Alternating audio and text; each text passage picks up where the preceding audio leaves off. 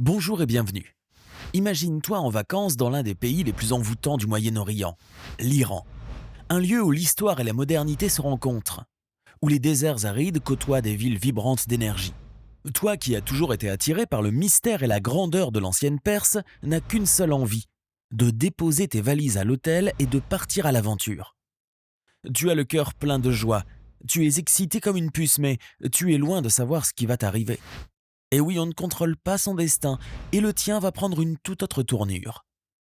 Loin de moi l'idée de te faire peur, mais tes vacances ne vont vraiment pas ressembler à ce que t'imaginais. Bon, vu que tu as déjà posé les pieds en Iran, qu'il n'y a pas de vol retour pour le moment, donc impossible de faire demi-tour, tu n'as d'autre choix que de poursuivre ton bout de chemin et d'attendre la date de ton retour, si toutefois tu restes en vie. Bienvenue Julien, te dit le policier à la douane en te rendant ton passeport. Et toi, les yeux brillants comme ceux d'un enfant, tu te contentes de lui répondre par un large sourire parce que tu ne parles pas un seul mot en arabe. Pas besoin puisque tout ton voyage consistera à admirer le pays, ses vestiges, sa culture, ses traditions, nul besoin de le parler. Cependant, tu devras le comprendre, mais ça, tu ne le sais pas encore. Te voilà sorti de l'hôtel, frais et pimpant, d'un pas décidé à aller flâner dans les rues de Téhéran. Tu es accueilli par l'effervescence de la capitale où modernité et tradition se conjuguent parfaitement. Tu déambules dans le grand bazar émerveillé par la richesse des couleurs et des sons. Tu visites ensuite Shiraz et les ruines de Persépolis, te laissant transporter par les récits des grands rois perses. Les murs de la ville sont témoins de ta fascination pour les bas-reliefs et les colonnades majestueuses, tandis que tu prends des notes passionnées dans ton journal. Le jour suivant, encore plus enthousiaste que la veille, tu participes à la traditionnelle cérémonie du thé et engages tant bien que mal des conversations avec ton anglais maladroit de 5e année, avec des locaux qui te font part des histoires de leur culture et de leur vie quotidienne.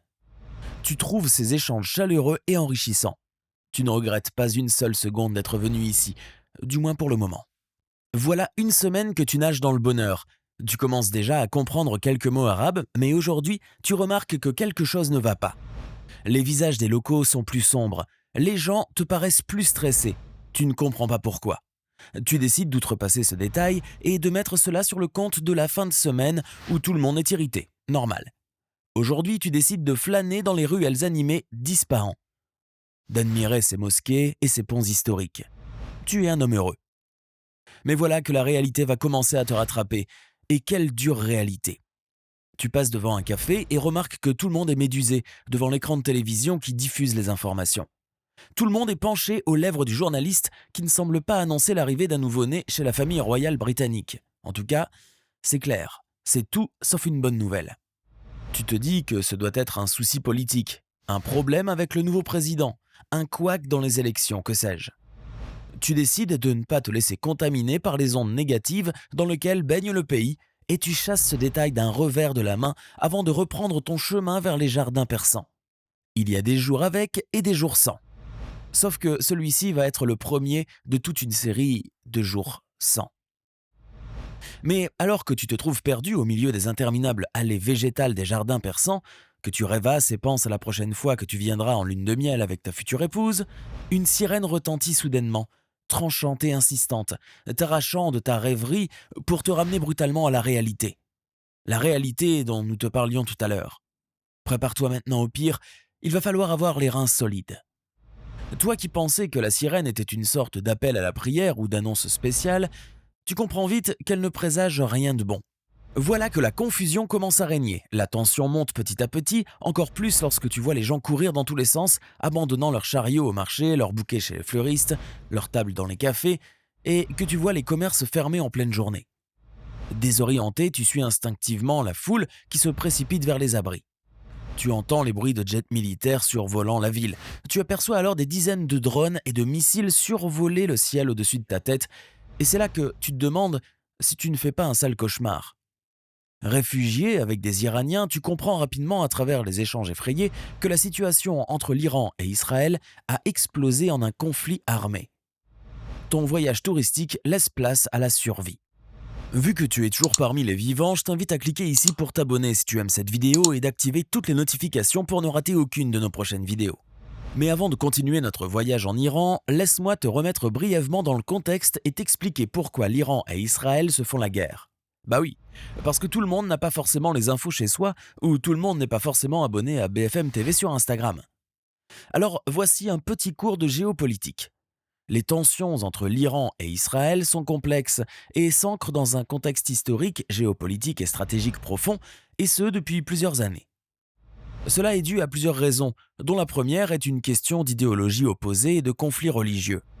L'Iran étant une république islamique chiite, qui depuis la révolution iranienne de 1979 a fréquemment exprimé son opposition à l'existence de l'État d'Israël, principalement pour des raisons idéologiques et religieuses.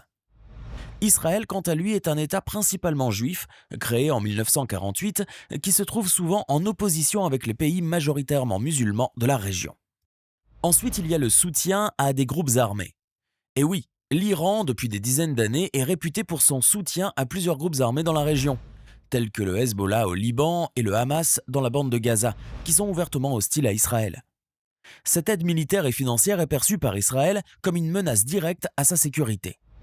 Il y a également une course à l'influence régionale, car les deux pays luttent pour étendre leur influence au Moyen-Orient. L'Iran cherche à consolider un axe chiite allant de Téhéran à Beyrouth, passant par Bagdad et Damas, tandis qu'Israël souhaite maintenir sa sécurité et son influence régionale face à ce qu'il considère comme un expansionnisme iranien. Ensuite vient le plus important à savoir, le programme nucléaire iranien qui fait grincer des dents Israël. Ce dernier voit celui-ci comme une menace existentielle. La perspective que l'Iran puisse développer des armes nucléaires est une source majeure de tension, Israël s'opposant fermement à toute possibilité que l'Iran devienne une puissance nucléaire.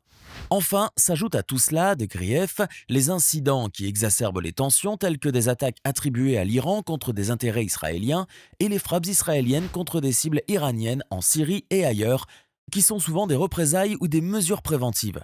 Tous ces éléments contribuent à un climat de méfiance et de confrontation entre l'Iran et Israël, où chaque incident a le potentiel d'escalader en un conflit plus large.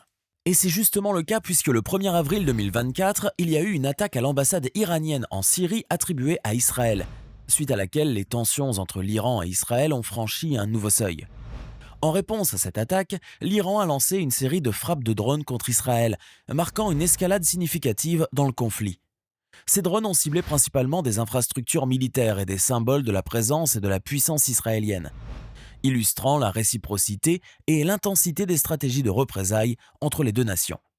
Et c'est justement à cause de cette attaque de drones que tu vois de nouveau des avions militaires danser au-dessus de ta tête en ce moment même, prêts à riposter. Refusant de te laisser périr, tu décides avec l'aide d'amis iraniens d'apprendre à naviguer dans cette nouvelle réalité. Malgré la peur, tu es touché par la solidarité des habitants. Alors que tu tentes tant bien que mal de trouver un moyen de quitter le pays, tu es témoin d'actes de gentillesse inattendus et de la résilience de l'esprit humain. Tu aides à organiser un soutien pour les personnes déplacées, découvrant une force en toi que tu n'as jamais soupçonnée. En plus de recevoir de l'aide, tu offres tout ton soutien aux personnes que tu rencontres, partageant des ressources comme de la nourriture, de l'eau, des informations et tout ce qui te tombe sous la main. Pendant ce temps, les missiles frappent de partout, et tu pries pour que l'un d'eux ne tombe pas sur ta tête. Tétanisé, tu utilises ton téléphone pour suivre les dernières mises à jour sur la situation via des sites de nouvelles internationaux et locaux. Tu t'abonnes enfin à BFM TV alors que tu es plutôt du genre à suivre les anciennes stars de Secret Story. Tu essayes de comprendre l'étendue du conflit et les zones les plus touchées. Tu parles toujours en mi-anglais, mi-charabia avec les locaux pour obtenir des conseils sur la manière de rester en sécurité. Même si l'ambiance ne s'y prête pas, tu te lis d'amitié avec plusieurs résidents qui t'offrent de l'aide et des conseils pratiques sur comment te comporter en cas d'urgence. Sans doute un excès d'émotion. Après avoir passé des heures interminables à retrouver le réseau sur ton téléphone et à tenter d'esquiver les frappes et les obus, tu contactes enfin l'ambassade de France à Téhéran pour obtenir des conseils de sécurité, des informations sur les éventuelles évacuations et pour enregistrer ta présence en Iran. Enfin, quelqu'un qui te répond, en français en plus, le Graal. Pour des raisons de sécurité, on te recommande de préparer un sac d'urgence contenant des essentiels, de l'eau, des aliments non périssables, une trousse de premiers soins, une lampe de poche, des batteries supplémentaires et des copies de tes documents personnels. C'est la panique totale, l'apocalypse, mais tu te plies sans rechigner. Tu dois absolument rester en vie parce que tu ne dois surtout pas rater les JO de Paris et encore moins l'ouverture d'Aya Nakamura. Les jours qui suivent se montrent encore moins cléments. La ville autour de toi se meurt à petit feu, si j'ose dire.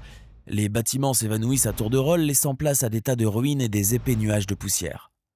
Tu restes néanmoins en contact régulier avec l'ambassade et d'autres étrangers pour coordonner une éventuelle évacuation. Très vigilant, tu écoutes les annonces officielles et les alertes de sécurité, prêt à agir rapidement si la situation l'exige, priant que Macron fasse enfin quelque chose de bien dans son mandat et ordonne que l'on vienne te chercher. 10e jour de guerre, tu es toujours bloqué en Iran, tu tentes de survivre et essayes d'assommer la peur en maintenant un journal à la manière d'Anne Frank. Tu sais, ce journal qui décrivait il y a quelques jours les longues rues fleuries de Téhéran et qui narre aujourd'hui une horreur sans précédent. Tu y notes tes pensées, tes sentiments et les événements du jour. Dans ce contexte de guerre qui s'intensifie entre l'Iran et Israël, tu dois faire preuve d'une grande résilience et d'adaptabilité, d'autant plus que la situation à Ispahan et à Téhéran devient de plus en plus précaire. Mais voilà que sonne enfin le glas de l'horreur pour toi.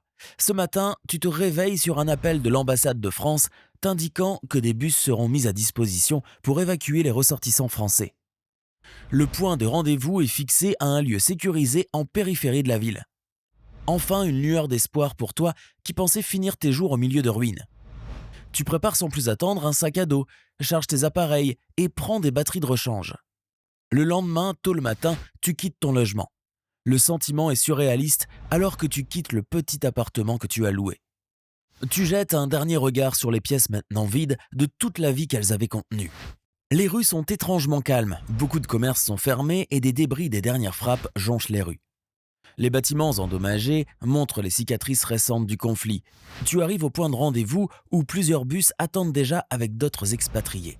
L'ambiance est tendue mais organisée. Tu as le cœur serré car tu vois la ville que tu avais tant admirée et que tu as profondément aimée devenir méconnaissable. Heureusement, on abrège ta souffrance car le processus d'évacuation est rapide, avec une coordination minutieuse par l'ambassade de France, qui a mobilisé des ressources pour assurer la sécurité de ses ressortissants. Le trajet en bus vers l'aéroport est lourd et silencieux, chacun absorbé par ses pensées. À travers les fenêtres, tu observes, dépité et désarmé, les rues autrefois vibrantes, maintenant sporadiquement peuplées par des résidents locaux et des patrouilles militaires. Des bâtiments partiellement effondrés et des façades éventrées témoignent de l'intensité des frappes. Des groupes de personnes se rassemblent autour de points d'eau ou de distribution d'aide, essayant de maintenir un semblant de normalité. Tu arrives à l'aéroport, la libération est proche.